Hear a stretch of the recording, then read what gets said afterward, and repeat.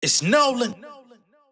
Now, before we get started, make sure y'all hitting that like button. Make sure y'all sharing it on your respective platforms. Let somebody know what we're doing today. Now, let's get into the show. But I feel like a player when this shit come on. Yeah, this that Atlanta shit, Alabama shit, Mississippi, this that country soul. Reeboks and Jabos, rep your city, bitch, this for the South. Roll off in our mouth, sweet tea sip, old school with the wood grain whips. Jamming that screw shit when we tip. This that Atlanta shit, Alabama shit, Mississippi, this that country soul. Reeboks and Jabos, rep your city, bitch, this for the South. Roll off in our mouth, sweet tea sip, old school with the wood grain whips. J Nolan, that screw shit when we tip. Fresh off the porch on my dogs. No fuck with the bloods, my niggas is stars. I'm feeling like Chico the bar. No play the guitar, it's time that I floss. Haters be gripping my bars. I'm flipping the stack when I get my deposit. Bitch, get your hand on my pockets. I keep them in check like I'm great in assignments. I'm alive, willing my fortune like Vanna White. Keep me a chick to be loyal, my feet to the soil. I'm making the sacrifice. Cut out the gas on no butter knife. Stand in the corner, it's 3 in the morning. Police swarming, mad at my brother for pushing the floor. And don't even know that we got it from touring. Niggas be boring. Feeding the rumors. Guess I'm all in they mouth like some tumors. I could pull up just me and some shooters. In the party with shots like it's Dugas. Y'all should probably thank God that I'm cooler. Cause I'm focused on money, got 99 problems. I keep it 100, my strategy be rising. Y'all niggas gon' plummet. It's that Atlanta shit. What's going on, beautiful people? It's the kid J Nolan here. Welcome back to another episode of Inside the Industry, your number one source for music, entertainment, commentary, and breakdowns. Hope everybody's doing well out there today. In this video, we're going to be piggybacking off of some things that were said on this channel the other day. Y'all remember the other day when we talked about What's the Dirt? We also talked about XQC. Kind of piggybacking off of the culture vulture conversation that was had the other day. If y'all know, about a week ago, the streamer N3ON went on the Breakfast Club with, of course, Charlamagne, Jess Hilarious, Lauren LaRosa, DJ Envy, etc. And he was able to stream during his interview with the Breakfast Club.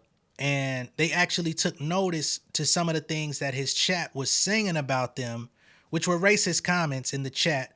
If you're not familiar with N3ON, he's not white, but he is, I believe, of some sort of, Middle Eastern native descent. I believe his last name is Singh or something like that. So I don't know exactly where his family is from, but you kind of get what I'm saying. He typically would be identified as a POC, but these POCs don't always be down with the C's, right? So they kind of pressed him on some racist comments that he made in his past about Kai Cenat and his mother, I guess calling her some type of monkey or something like that. Like real fucked up stuff. And, a lot of these guys be getting passes because they did it when they were younger and they try to say, oh, I'm better now. I'm reformed. I don't think the same way. I was just being a goofy kid and all this shit. But it's fuck all that shit, man. I think sometimes we be a little bit too forgiving, especially when they want to come up in our spaces, engage with our people, try to use us for our attention, try to get our cosigns. Because while they're doing whatever it is that they doing is cool, but it don't never be as cool until they get black people in the mix with them. Then they wanna, yeah, man, it's all good. I'm better now. Fuck out of here. In the interview, he also tried to take up for Aiden Ross, which is another one of those motherfuckers that I don't fuck with personally. But the reason why I'm talking about it a week later is because N3ON came out within the last day or so and basically was very angry about how he felt he was treated at the Breakfast Club, being called out, being called on his shit, and having to answer to, those actions of his past. So now he's trying to play the victim card, all right? Ain't that what they all do? This is exactly why we be like, fuck them motherfuckers, all right? So what I'm going to do here is I'm going to run some of the footage from the actual interview because I'm sure a lot of y'all may have seen it, but many of y'all probably haven't. So I'm going to roll some of that so that y'all could get the context around the conversation, and then we're going to pull up the video of N3ON pleading to his stream about how poorly he felt he was treated on the Breakfast Club, which is one of the biggest platforms out there in urban media. You know, black. And although we may critique it and not feel like that's something we tune into all the time, it's still one of our biggest platforms that he had to cross over to even be a part of. And correction, I believe he said Kai's mom was a Harriet Tubman fat black bee or something like that, something to that effect, not monkey. But I do believe during this exchange, his chat started calling the hosts of the Breakfast Club monkeys, in which they actually, Lauren LaRosa confronted him and showed him in the chat. But let me go ahead and run it. Are your parents racist? Huh? Are your parents racist? No. I'm just trying to figure out like where, like using Harriet Tubman as a slur, and the things you said on that video. I'm just wondering like what was your perception? So wait, real quick. So you guys do understand, like, so first off, trolling's not okay, right? But there, like, a lot of people have like back then, like, even if it's as a joke, it's not good to do. But streamer world, YouTube world, whatever it is, like, people make jokes like that. But like back then, before, like, only about one race of people. No, you gotta see my no, ma'am, you gotta see my clips. My clips. Some examples. So no, I'm not gonna repeat it. But I'm not gonna repeat it. But there's no singling out. There's none of that. I was just insanely toxic. I made jokes about Indians, everyone, like any race you can imagine. It's not like singling out one. You're Indian, so you can do that. Yeah, but it's why. Well, I shouldn't do it in general. But I'm one of the biggest. Wait, let's get into the chat because Aiden Ross, there's a comment pinned. So they were basically addressing, his past of making racially insensitive comments, Harriet Tubman as a slur, things of that nature. He said that he used to joke on other Indians. It wasn't necessarily that he was singling out black people, but he was, saying offensive things towards pretty much some of everybody, which, again, even in today's standard, that should get you canceled if you're the right person. But if you're not the right person, then they'll find a way to sweep it under the rug and let you, continue to grow and make millions, while other people who do less get canceled for less. You know what I'm saying? And being a black creator in this space, when you start dealing with, you start calling out racial issues or even engaging in this like Drake discourse or these different topics, like people start bringing racist rhetoric in your direction when all you're doing is holding people's feet to the fire to say, hey, if you're going to engage with our culture, if you're going to engage with what it is that we bring to the table within the media, at least have some certain level of respect. And then they want to start calling you all types of racial slurs in defense of the person. You know what I'm saying? So to me, it just feels like, it just comes with some of these motherfuckers, even if they aren't necessarily advocating for it, but they don't ever really like speak out against it. They just let it fly. Here, he just commented and said, Neon, I promise you they trying to belittle you and disrespect you. You shitting on all of them. They are weird as fuck. Fuck them. So now Aiden Ross is in the chat. Lauren LaRosa is reading a comment from Aiden Ross in the chat while this interview is happening. And this is where they really kind of double down on him, right? As in the Breakfast Club towards him. Towards Aiden Ross and him. Talking about who? In here, the chat is live in the Breakfast Club. He's shitting on them. Anyway, what are you go talking ahead. about? That's what Aiden Well, Ross. this is not Aiden Ross's interview, so fuck him too. Wait, hold on. We're all friends, okay? I think He pinned, the comment is pinned in the chat. I think- I'm in the chat with the W. You feel like we trying to belittle you, Neon? I think as we should all come together and I'll just spread. Also saying we Man, fuck all that kumbaya shit. Fuck Aiden. No, wait, all right, come on, that's my guy. I don't give a fuck. Listen, Harriet Tubman, my aunt, nigga. You think I give a fuck? I don't give a fuck. But you're comparing something now to like. I'm not gonna lie, your chat is wild racist. Yo, they Stop right there. They like, Fuck they this race black baiting. bitch, monkey, watermelon, emoji. I'm literally looking and I don't see any of that. What? It says they race baiting. Says fuck the short hair monkey. They race baiting. Fuck. Oh, the it's moving Breakfast too Club. fast. Yeah, whoa. Wa- Motherfuckers was here, they wouldn't say it at all. That's another thing about, that's streaming trolls. and just being behind. You also have to understand this is the internet. This is not just my chat, my community, right? This is the internet. The internet, just like me back then, would say whatever they want. Yeah. So this isn't like a representation of me, obviously. But it's funny though, because the reality is, It's not. I know this is a bunch of kids in here who don't know no better. But if we were really assholes, we wouldn't have had you up here. And as soon as I heard about the Kai Cenat thing, we'd have told you get the fuck on. I mean, you know, disrespecting somebody's mom and then saying that shit about Harriet Tubman. If we were really being assholes and really trying to belittle you, we would have told you. I understand that, man. I just feel like at the end of the day, you can't hold something against someone if they're changing and becoming a better person and understanding. How do you know you're changing and how? Well, you know, you don't. None to really believe you when you build your whole. I understand it. On being a liar. Of course, and no one has to believe me. And at the end of the day, if you don't want to believe me, you don't have to believe me. But if you actually sit down and watch my streams and understand the growth, then you see. And if you don't, it's fuck you. growth. It's like at the end of the day, I'm not here to prove anything to people. I can do it the best I can. People can judge me. I don't care. I'm gonna. All right, so at the end of the clip, you can see he's starting to get pretty defensive because they're calling him out for his chat, which he says he can't control the chat. But this is another thing that I'm gonna get into in a few. You gotta learn how to be a good steward of your platform. If you get all of these people that make you this person, you become a leader within your own little community of people. You got to be able to hold your viewers accountable as well, to say this is the type of community that I want. These are the type of people I want in my community.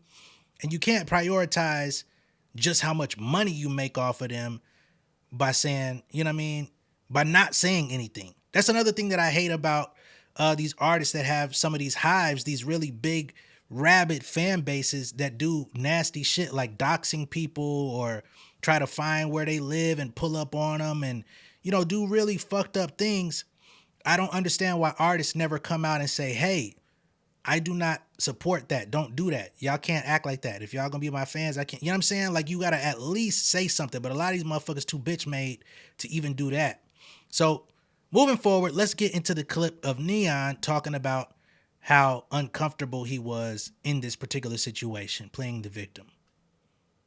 All right, N3ON calls out the Breakfast Club for interrogating him during their recent interview and says he was close to tearing up. He was close to crying. And with that Breakfast Club thing, I want to say I appreciate them for having me come on, but that was literally an interrogation room. It was an interrogation room. They brought up my past, which rightfully so. Bring up my past, bring up everything. I've done so much fucked up shit. I've been such a weirdo in my past, and I know that, right? I know that, but when they keep repeating the same shit, they're obviously trying to get something out of it and just trying to the motive was just very fucked up in that room. And, you know, I was honestly, I'm going to be honest, bro, and I'm going to say this, bro, and I'm going to keep, you can call me a loser, you can say whatever. Bro, yo, Karen with the sub, 10 subs, thank you so much. Before Aiden typed in that chat and said that thing, I was about to break. Like, bro, I don't know what, you know, I was an internet troll. I could usually take shit. Yo, my eyes were dead ass tearing up. I don't know how. My eyes were starting to like tear up, bro. I couldn't take it anymore. I've never gotten, I was getting gangbanged, bro. It was a 4v1. And when Aiden types in that chat, he gave me the confidence and made me realize that I do have people behind me. I'm not a loser. I'm not a piece of shit. I'm not a racist. And I want to say I appreciate him for that, for real, bro. And I told him off stream, but I just want to say it on stream. All right, so that is N3ON saying that they were interrogating him, and while they were asking him these questions, he was on the verge of tearing up, and it took for Aiden Ross to literally get in the chat to pump him up a little bit, to give him the confidence to complete the rest of the interview, okay? He said he was being ganged up on. So here's where I stand with this, man. I can understand him feeling ganged up on because these are all, you know, it's like four black people older than him, presumably, calling him, putting his feet to the fire about his past. Not even just his past. They brought his past up, but they also were addressing him in terms of the community that he's leading with his stream of these people saying F that short-haired gorilla monkey or whatever it was they said about Just Hilarious, watermelon, all this different type of stuff. Lauren LaRosa went and showed it to him in his face. He said, I don't see anything, but his chat was moving faster. And those are the things people are talking about, right? Like, all right, you say some shit in the past, you feel like you should have the bandwidth to grow, to become a better person, and to show improve through your actions, right? I guess that's somewhat fair, but some people are gonna just judge you for life based on that. Like, there's nothing you could do. if that's something that's on your jacket, you're just gonna have to wear that. Some people just gonna say, hey, I'm never gonna like you because of that, right? And the thing is, you can't say, because he said, well, if you don't believe me, then fuck you. You can't say fuck them, because it's what you did that caused them to feel that way. You know what I'm saying? So it ain't fuck them. It's, I'm sorry you feel that way. I'm sorry you can't see the growth in me, right? But to say, well, if y'all don't believe me, then fuck them, it kind of shows even further that you haven't grown as much as you say you have, right? That's one thing. Another thing is, once again, like I was saying a few minutes ago, I think a lot of these guys, they come out, they become streamers, they go through these different phases of being like YouTube pranksters, internet trolls, whatever the fuck it is that they, you know, they've traversed through to become these internet stars. And I don't have anything against them for being popular on the internet. There's a lot of people popular on the internet. But again, I think people got to understand that you have to be a responsible steward of your platform, right? Because when you go left, your audience goes with you. And if your audience is going left and you feel like you're on the right, if you're not leading those people to the right, or at least speaking out to say, hey, I don't advocate for that. I don't support what y'all are doing. I don't advocate for hate speech. I'm not behind that. I'm not okay with that. If you don't do anything about it, you're being complicit in the situation. And they're spewing harmful language at other people. They're literally seeing it in their chat. They're watching how your audience is talking to them, right? I believe he has a couple black people that work on his staff that manage him and stuff like that. And, you know, he blew up Jello Ball song at the top of the year. So he's engaging with rap music. He's going to these different events, these basketball events, playing basketball with, you know, of course, if he's playing ball, it's going to be primarily around a lot of black people, a lot of black athletes and stuff like that. So he wants to be accepted in our spaces, but not necessarily be an ally, right? Because that's one of the main things you got to do is if you're an outsider coming into our shit and you know you have an audience of people that are going to spew harmful language, you have to be cognizant enough to get ahead of it to say, yo, this is not going to be acceptable. Right? I love my fans, but I do not want you as a fan if you are going to spew hateful, harmful, racist rhetoric. That's your responsibility when you come into our spaces. Just like if I were to go into white spaces, I wouldn't want my audience to just be like, oh man, fuck them white folks. You know what I'm saying? It's like, hey, chill, give them an opportunity to show who they are. And if it's a problem, we can speak out. But let me, you know what I'm saying? It's just like going into LGBTQ spaces, right? Why would I go into their space if I know my audience is largely homophobic and I don't say nothing about it? Like, yo, I'm going over here. I'm working with these people. I need y'all to be cool. I don't need none of, you know what I'm saying?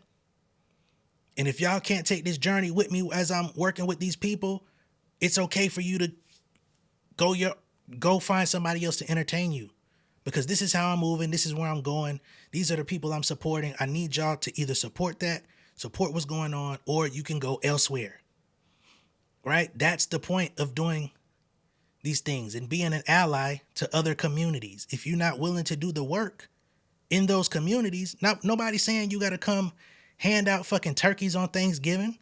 Nobody's saying you got to put a fucking, I'm sorry for what I said in the past t-shirt on every time you walk into a room. But if you get asked about it, you need to be prepared to address those questions. And honestly, I ain't saying you got to do it with a smile, but you might want to. If you're trying to be up in here. Like, again, these people come into the culture with dirty ass boots on and don't want to take them off at the door. And then when motherfuckers say, hey man, you walking all up in my house with your dirty ass boots on, take them shits out and get the fuck on. Then they start squirming and screaming and crying and shit.